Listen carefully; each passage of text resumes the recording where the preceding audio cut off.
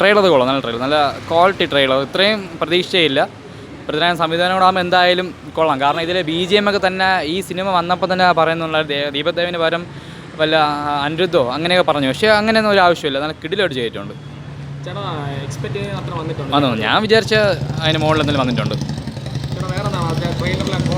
ഇല്ല, ട്രെയിലറിലെ ക്വാളിറ്റി എല്ലാം അപാരം, ഒന്നും പറയില്ല. കാരണം അതിൽ കുറേ VFX ഒക്കെ പ്രതീക്ഷിച്ചു, പക്ഷേ VFX ഒന്നും അല്ല, അത് നമുക്ക് കാണാൻ മനസ്സിലാവും. സിനിമയും കൂടെ വരുമ്പോൾ കുറച്ചും കൂടെ അതിൻ്റെ ഡീറ്റെയിലിംഗ് എല്ലാം കറക്റ്റ് അറിയാൻ പറ്റും. എന്തായാലും ട്രെയിലറിൽ എന്തായാലും 100% നല്ല ഇഷ്ടപ്പെട്ടു.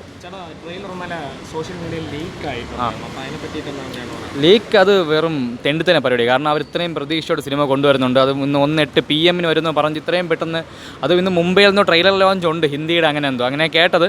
അപ്പോൾ അതിനിടയിൽ ഈ ലീക്ക് ചെയ്തതിനൊക്കെ അടിച്ച് കവാലം പൊടിക്കണം, അത്രേ പറയാവുള്ളൂ. വെറുതെ ആ ഒരു രസം കളഞ്ഞു. എന്നാലും കുഴപ്പമില്ല, ട്രെയിലർ കൊള്ളാം, അതെന്തായാലും ഓക്കെയാണ്. അത് കൊള്ളാം. ട്രെയിലറിൽ കാണുന്ന ആ ഒരു ഷോട്ടും ബാക്കി കാര്യങ്ങളെല്ലാം കിടിലം. ഇനിയിപ്പോൾ തിയേറ്ററിൽ വരിക, കാണുക, അടിച്ചു പൊളിക്കുക, അത് മാത്രമേ ഉള്ളൂ. ഞാൻ ഏരീസിലായിരിക്കും. നാളെ ബുക്കിംഗ് ഓപ്പൺ ആണെന്ന് ബുക്ക് ചെയ്തു. ടിക്കറ്റ് നേരത്തെ ബുക്ക് ചെയ്തായിരുന്നു.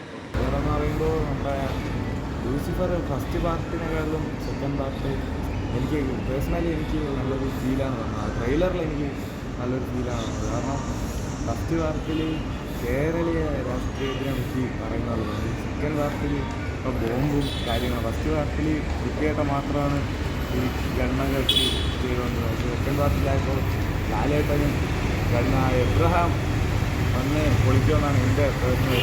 ബ്രോ ഫസ്റ്റ് ഡേ കാണുന്നുണ്ടോ? ആ ഫസ്റ്റ് ഡേ കാണുന്നുണ്ട്. അത് കുറച്ച് ടിക്കറ്റ് കിട്ടിയോ? ടിക്കറ്റ് കിട്ടിയെന്ന് വെച്ചാൽ ഇതുവരായിട്ട് കിട്ടിയിട്ടില്ല. ടിക്കറ്റ് ഓപ്പൺ ആവുന്ന 21-ാം തീയതി എന്നാണ് കാണിച്ചിരിക്കുന്നത്. ഫസ്റ്റ് ഡേ എന്തായാലും ബുക്ക് ചെയ്യണം, വരണമെന്നാണ് എൻ്റെ ഒരു ആഗ്രഹം. മലയാളത്തിലെ 500 കോടി ലാലേട്ടനല്ലേ, ഇത് ഏതായിരുന്നാലും 250 കോടി അതൊക്കെ ലാലേട്ടനാണ് ബുക്ക് ചെയ്യുക. അപ്പോൾ മലയാളത്തിൽ ആദ്യം 500 കോടി എമ്പുരാനാവാമെന്നാണ് എൻ്റെ ഒരു പ്രതീക്ഷ. ബറോസിൽ ലാലേട്ടൻ്റെ ഡയറക്ഷൻ പോരാന്ന് പറഞ്ഞവർക്ക് ലാലേട്ടനും വൃത്തിയേട്ടനും വരുമ്പോൾ അത് നല്ലൊരു എക്സ്പീരിയൻസ് ആയിരുന്നു. ലാലേട്ടനെ കളിയാക്കിയവർക്ക് തീർച്ചയായും തന്നെ ഒരു എന്ത് പറയാനായിട്ട് മോൺസ്റ്റർ ആറാട്ടായത് ലാലേട്ടനെ നല്ല രീതിയിൽ കളിയാക്കിയവരുണ്ട്. എനിക്ക് അവർക്കൊക്കെ ഒരു തിരിച്ചടിയായിരിക്കും നമ്മുടെ എമ്പുരാൻ എന്നാണ് എനിക്ക് വരുന്നതായിട്ട് പറയുന്നത്. ഞാൻ അത്രയ്ക്കൊന്നും എക്സ്പെക്ട് ചെയ്യുന്നില്ല. കാര്യം നമ്മളിപ്പോൾ കണ്ടിട്ടുണ്ടല്ലോ ടൈപ്പ് ആകുമ്പോഴുള്ള സിറ്റുവേഷൻ. ഞാൻ എക്സ്പെക്ട് ചെയ്യാതെ മിനിമൽ എക്സ്പെക്റ്റേഷൻ വെച്ചിട്ടാണ് ഞാനിപ്പോൾ പടം കാണാൻ ഉദ്ദേശിക്കുന്നത്. ഓക്കെ, എന്തായാലും ട്രെയിലർ എങ്ങനെ ഉണ്ടായിരുന്നു? മൊത്തത്തിൽ ഇഷ്ടപ്പെട്ടോ? ശരി, സ്റ്റണ്ണിങ് ആണ്. ഓക്കെ, പടത്തിലൊരു പ്രതീക്ഷയുണ്ടോ? പൃഥ്വിരാജിൻ്റെ ഡയറക്ഷൻ, മുരളി ഗോപിയുടെ സ്ക്രിപ്റ്റ്, മോഹൻലാലുണ്ട്. അപ്പോൾ ആണ് അടുത്ത ആഴ്ച ഫസ്റ്റ് ഡേ കാണാനുള്ളൊരു പ്രതീക്ഷ. അത് ഇന്ന് രാവിലെ 5 മണിയായപ്പോൾ കണ്ടാണ് അത് കണ്ടത് തന്നെ.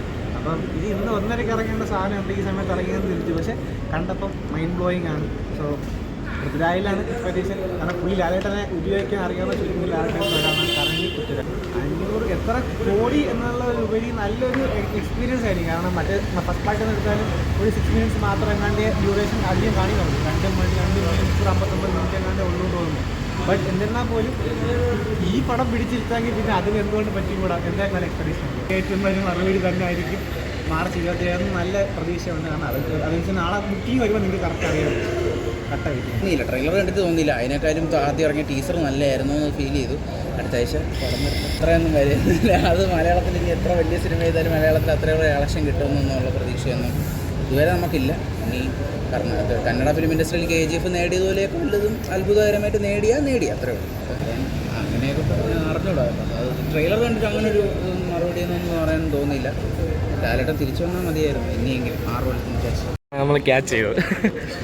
നല്ല എക്സ്പെക്ടേഷൻസ് ആണ്. ആ, ലൂസിഫർ കണ്ടോട്ട് വെയിറ്റ് ചെയ്യണമല്ലോ സെക്കൻഡ് പാർട്ടിന്. ട്രെയിലർ നല്ലൊരു ഇഷ്ടപ്പെട്ടു.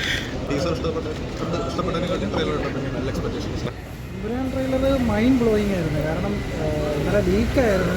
ലീക്കായപ്പോൾ ഈ ട്വിറ്ററിൽ ഇതിൻ്റെ സ്റ്റിൽസൊക്കെ ഇങ്ങനെ സ്പ്രെഡായി. അപ്പോൾ തന്നെ കാണാൻ ഭയങ്കര ആവേശത്തോടെ നിൽക്കുകയായിരുന്നു. അപ്പോഴാണ് ഈ 12:30 ഇവർ ഒഫീഷ്യലി റിലീസ് ചെയ്തത്. അപ്പോൾ തന്നെ കണ്ടു. എത്ര പ്രാവശ്യം കണ്ടെന്ന് എനിക്ക് പോലും അറിയില്ല. നമ്മളെന്താ പറയില്ലേ, മലയാള സിനിമയെ ഒരു വേൾഡ് സിനിമയ്ക്ക് മുമ്പിൽ പ്രസൻറ്റ് ചെയ്യുന്ന രീതിയിൽ പൃഥ്വിരാജ് എടുത്തിട്ടുണ്ട്. അതിപ്പം ലൊക്കേഷൻസ് മാത്രമല്ല, അതിൻ്റെ ഫ്രെയിംസ്, പിന്നെ മോഹൻലാലിനെ പ്രസൻറ്റ് ചെയ്ത രീതി എല്ലാം. അതായത് ലൂസിഫർ വന്ന സമയത്ത് എങ്ങനെയാണോ ആ സിനിമയെ പ്രസൻറ്റ് ചെയ്തത്, അത് കഴിഞ്ഞ് ഇപ്പോൾ 5 വർഷം കഴിഞ്ഞ് ഈ പടം വരുമ്പോൾ ഈ കാലഘട്ടത്തിനനുസരിച്ചിട്ടുള്ള മേക്കിംഗ് ചെയ്തു. പിന്നെ എനിക്ക് പൃഥ്വിരാജ് കൊടുത്ത ഇൻ്റർവ്യൂവിൽ പറയുന്നുണ്ട്, ആ ഒരു 2 ഇൻ്റർവ്യൂ ഉണ്ട് ഭരദ്വാജ് അങ്കിൻ്റെ 2 എപ്പിസോഡ്. അത് കാണുമ്പം നമുക്കറിയാം പൃഥ്വിരാജ് എന്തുമാത്രം എഫേർട്ട് ഇതിൽ ഇട്ടിട്ടുണ്ട്. കാരണം നമ്മളിപ്പം ഇപ്പോഴത്തെ സോഷ്യൽ മീഡിയ കാലത്ത് എന്ത് ഇൻ്റർവ്യൂവിലൊക്കെ പറഞ്ഞാലും ആൾക്കാർ പറയും അതവൻ തള്ളുന്നു മറ്റേതാൻ മറ്റേ. പക്ഷേ പൃഥ്വിരാജ് അതിൽ പ്ലാൻ ചെയ്ത വർക്കിനെ കുറിച്ചാണ് പറഞ്ഞത്. അയാൾ പറയുന്നുണ്ട് ഈ സിനിമയ്ക്ക് വേണ്ടി അയാൾ മുരളി ഗോപി കൊടുത്ത സ്ക്രിപ്റ്റിൽ അയാൾ റീവർക്ക് ചെയ്തതും, പിന്നെ മുരളി ഗോപിയായിട്ട് ഇയാൾ സ്ക്രിപ്റ്റ് ചർച്ച ചെയ്തതും, പിന്നെ സ്റ്റോറി ബോർഡില്ലാതെ ഷൂട്ട് ചെയ്തതും, പിന്നെ VFXോ ഗ്രീൻ മാറ്റോ ഒന്നുമില്ലാതെ ഒറിജിനൽ ലൊക്കേഷൻ. ഇതിൻ്റെ ഫസ്റ്റ് പോസ്റ്റ് വന്നപ്പോൾ ചിലവർ ട്രോൾ ചെയ്യായിരുന്നു ഈ ഹെലികോപ്റ്റർ ഇതൊക്കെ കണ്ടത്. പക്ഷേ ഇന്നലത്തെ ട്രെയിലറിൽ ആ ഷോട്ട് നമുക്ക് അറിയാൻ പറ്റും, ആ പോസ്റ്ററാണ് ആദ്യം വന്നത്. അതുപോലെ ഒരുപാട് കാര്യങ്ങളുണ്ട്. സത്യം പറഞ്ഞാൽ ഈ അടുത്ത വ്യാഴാഴ്ച ഈ സമയമാകുമ്പോൾ നമുക്ക് എല്ലാം അറിയാൻ പറ്റും. പക്ഷേ FDFS ഫാൻ ഷോ കാണാൻ ഭയങ്കര എക്സൈറ്റഡ് ആണ്. നെറ്റ്ഫ്ലിക്സിലാണ് ഫാൻ ഷോ. അതെല്ലാം നല്ല രീതിയിൽ വരട്ടെ എന്ന് വിചാരിക്കുന്ന. സത്യം പറഞ്ഞാൽ ഇങ്ങനൊരു വലിയൊരു സിനിമ, അതായത് മലയാള സിനിമയുടെ ബിസിനസ് വൈസും ബഡ്ജറ്റൊക്കെ നോക്കുകയാണെങ്കിൽ വളരെ വലിയൊരു സിനിമയാണ്. അപ്പോൾ അത് എന്താ പറയുക, അതിൻ്റെ ഒരു ആങ്സൈറ്റി ഉണ്ട്. അത് പൃഥ്വിരാജ് 100% ഡെലിവറി ചെയ്യുന്നതാണ്. അതിലെനിക്ക് വേറെ സംശയം തന്നെ. ഇന്നലത്തെ ആ ഒരു ട്രെയിലർ, ഞാനിതിൻ്റെ ട്രെയിലർ 3.5 മിനിറ്റ് എന്നൊക്കെ പറയുമ്പോൾ ഞാൻ ദൈവമേ ട്രെയിലർ എല്ലാം കണ്ടു കഴിഞ്ഞാൽ നമുക്കൊരു എക്സൈറ്റ്മെൻറ്റ് പോകുമല്ലോ. പക്ഷേ ട്രെയിലർ കണ്ടപ്പോൾ സിനിമ കാണാനുള്ള എക്സൈറ്റ്മെൻറ്റ് കൂടിയിരിക്കുകയാണ്. അത്രയും കിടിലമായിട്ട് പൃഥ്വിരാജ് എടുത്ത് വെച്ചിട്ടുണ്ട്. പിന്നെ മോഹൻലാലിനെ അദ്ദേഹത്തിൻ്റെ ഒരു ഓറയുണ്ട്, ഒരു സ്വാഗൊക്കെ ഉണ്ട്. ഇപ്പോൾ മുണ്ടെടുത്തിട്ടായാലും അല്ലാതെ കോട്ട് ഇട്ടായാലും ഒക്കെ. അപ്പോൾ അതൊക്കെ പൃഥ്വി അടിപൊളിയായിട്ട് ക്യാപ്ചർ ചെയ്തിട്ടുണ്ട്. പിന്നെ എടുത്ത് പറയേണ്ട ആൾ ദീപക് ദേവ്. ഒരുപാട് പേര് ദീപക് ദേവ് ഈ ലൂസിഫർ ചെയ്ത് കഴിഞ്ഞിട്ട് ഇപ്പോൾ സോഷ്യൽ മീഡിയയിലുള്ളൊരു ട്രെൻഡാണ്. എത്ര കിടിലം വർക്ക് ചെയ്താലും അതൊന്ന് അക്സെപ്റ്റ് ചെയ്യാൻ സമ്മതിച്ചു കൊടുക്കില്ല. അവർ പറയും ഇത് മറ്റേ ആൾ ചെയ്തിരുന്നെങ്കിൽ. പക്ഷേ ദീപക് ദേവ് ഇന്നലെ ആ ട്രെയിലറിൽ കൊടുത്ത എമ്പുരാനെ എന്ന് പറയുന്ന ഒരു വിളിയുണ്ട്, അതൊക്കെ സൂപ്പറായിട്ട് ചെയ്തിട്ടുണ്ട്. അതിൽ നമുക്ക് ഈ സിനിമ ഫുള്ളായിട്ട് കാണുമ്പോൾ ദീപക് ദേവിൻ്റെ ആ ഒരു വർക്കിൻ്റെ പെർഫോമൻസ് മനസ്സിലാവും. പിന്നെ സുജിത് വാസുവിൻ്റെ ക്യാമറ ഓരോരുത്തരായിട്ട് എടുത്ത് പറയണം. ഞാൻ ഈ ഇൻ്റർവ്യൂ എല്ലാവരും കണ്ടായിരുന്നു. കോസ്റ്റ്യൂം ഡിസൈനറിൻ്റെ ഇൻ്റർവ്യൂ കണ്ട്, ശ്രീജിത്ത് കോസ്റ്റ്യൂം, ഒരുപാട് പേരുടെ ഇൻ്റർവ്യൂ ആണ്. അപ്പം അതിലൊക്കെ അവർ ഭയങ്കര കോൺഫിഡൻസ് ആണ്. കാരണം എത്ര ഒരു വർഷത്തെ ഷൂട്ടിംഗ് ആണെങ്കിലും അതിന് മുമ്പേ ഇവർ ഇതിനു വേണ്ടി പ്രിപ്പയർ ചെയ്തിട്ടുണ്ട്. അപ്പോൾ അതിൻ്റെ ഒരു ഹാർഡ് വർക്ക് നമുക്ക് കാണാൻ പറ്റും.